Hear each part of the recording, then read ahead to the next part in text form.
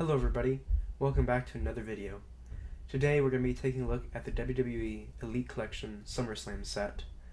This set includes 5 figures: X-Pac, Kane, Lex Luger, and Undertaker, as well as the Build-A-Figure referee John Cone. Now, let's get our hands on these figures.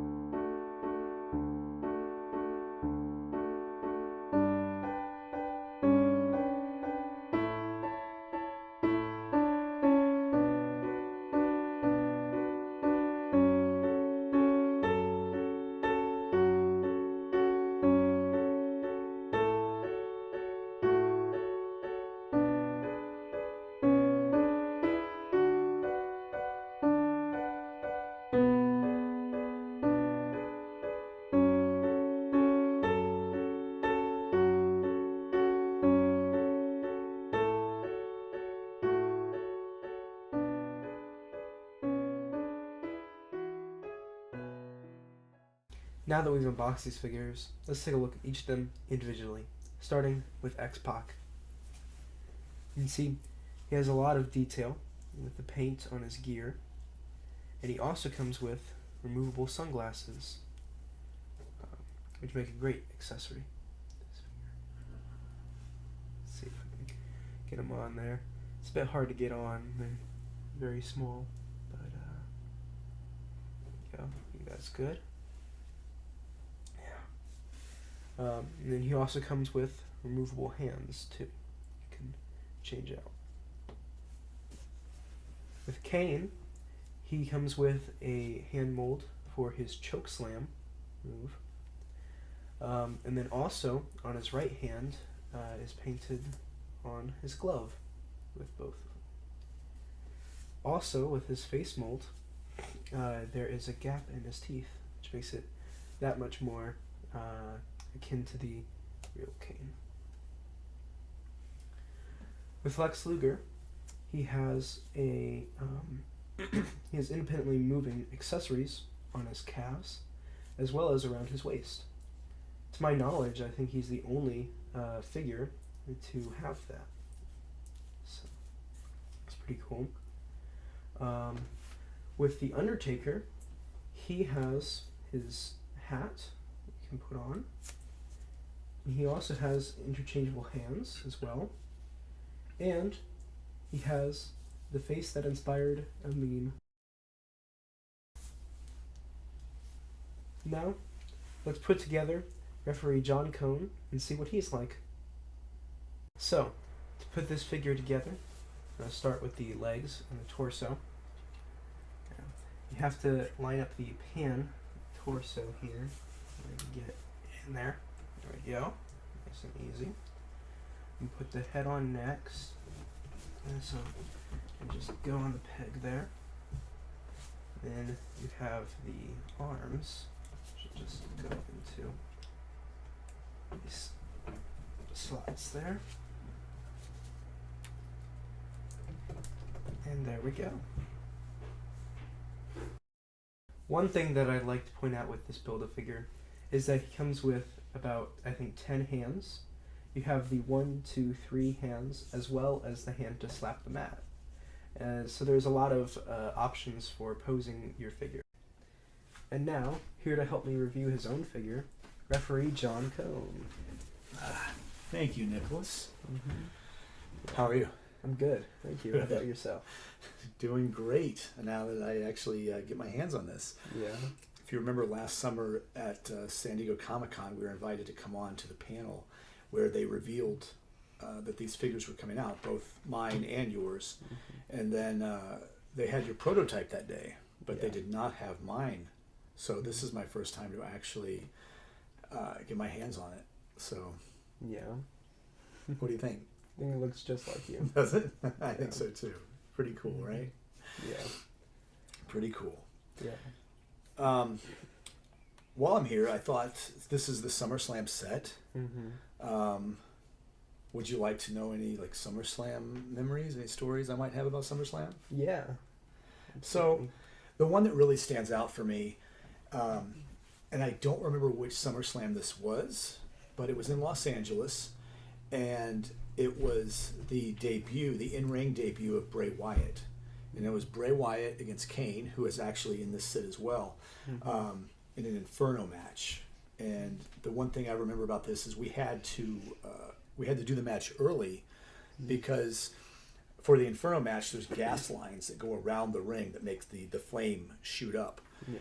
And so they had to set that out first, and they had to take it out, as soon as that match was over, they had to take it out for the rest of the night. So we had to do that match early on, and there was a photo actually taken, and it's of Kane and Bray like laying in the ring. There's flames all over, and I'm kind of in the middle of this carnage, and that photo was and still is displayed backstage at the former Staples Center, now I believe it's Crypto.com arena. But yeah, that was that photo is still there, and in fact, every time I would go there and I'd see that photo in the back, it's in our catering area, and I would send Bray a picture of it. If he wasn't there on the show with me, I'd send him a picture and I'd say, hey, it's still there. And he would write back every time and say, that warms my heart. So that was my special SummerSlam moment, the Inferno match between Bray and Kane.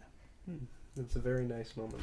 Thank you. Yeah, it was a cool match to be involved in, and an even better memory that photo still hangs backstage. Yeah.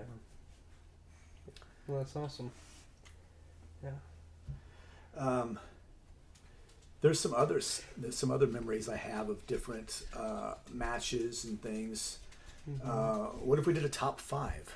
Yeah, sure. Go Okay. ahead. Do you think you can add some like top 5 graphics and Top 5 referee moments. exactly? Yeah. So work on that. Insert that graphic now. Yeah.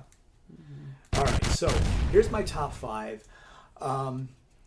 This might change. If you ask me again in a month from now, it might change, because maybe I'll remember something or I'll forget one of these moments. But for right now, as of this day, this is my top 5. So I think about matches. I think about moments. I think about big bumps that I've taken in matches.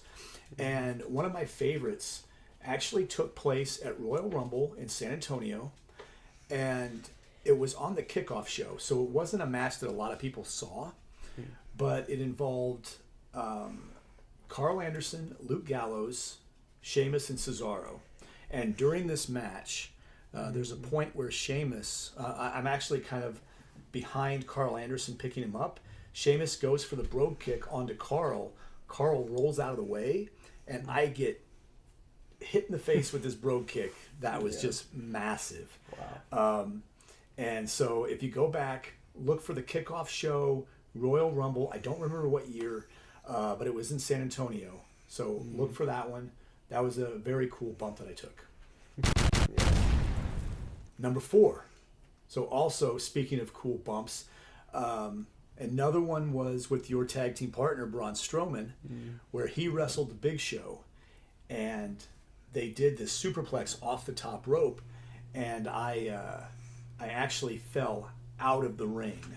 So that was a fun moment. And actually, I remember that it took place in Columbus, Ohio, and that night there was a Wikipedia page that came up, and they actually said that I died that night in Columbus. So luckily I did not. I survived. But that clip also made it to ESPN, and it was all over. So that was a fun thing to be part of. Yeah. Number 3. I think my number 3 favorite moment was when I was the referee for the main event of WrestleMania. And this was in Orlando, and it was with Undertaker, who's in this set as well, and he faced Roman Reigns.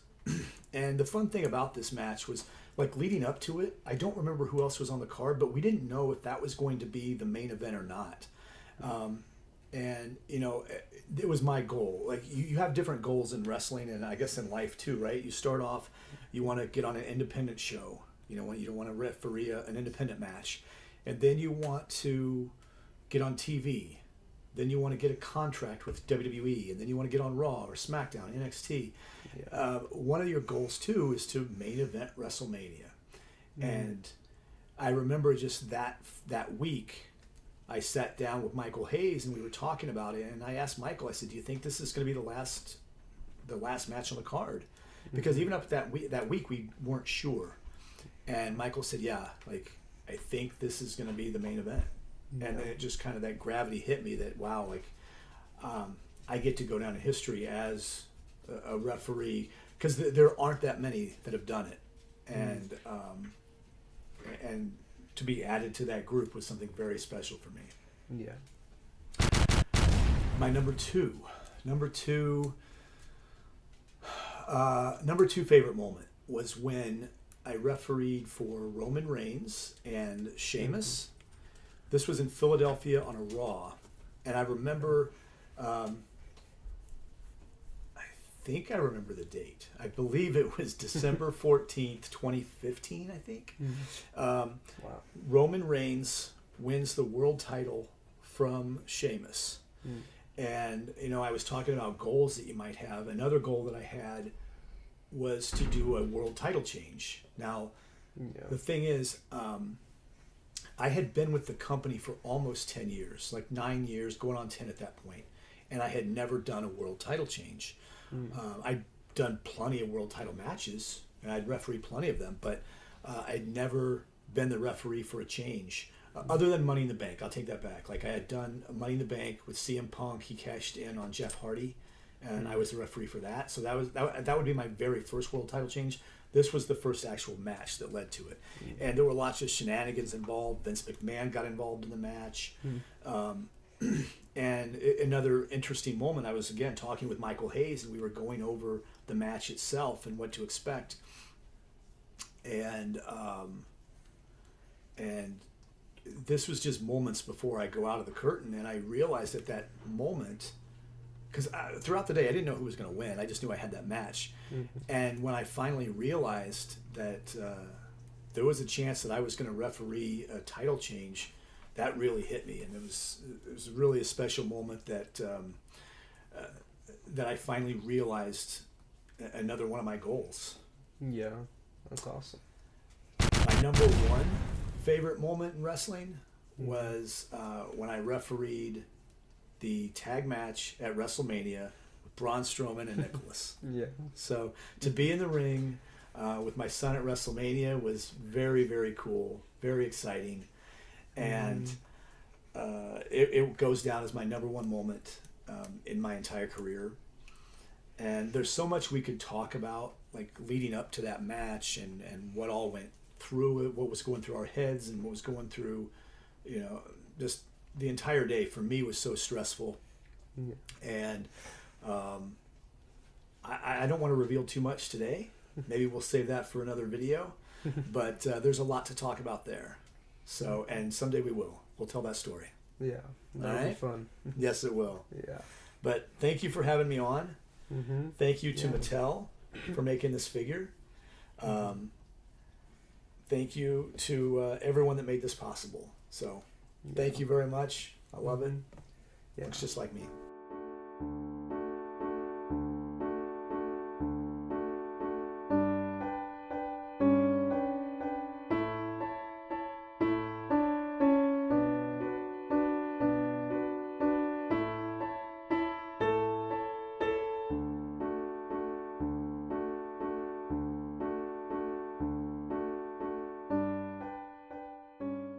Thank you everybody for watching this video, and if you liked it, please remember to like and subscribe.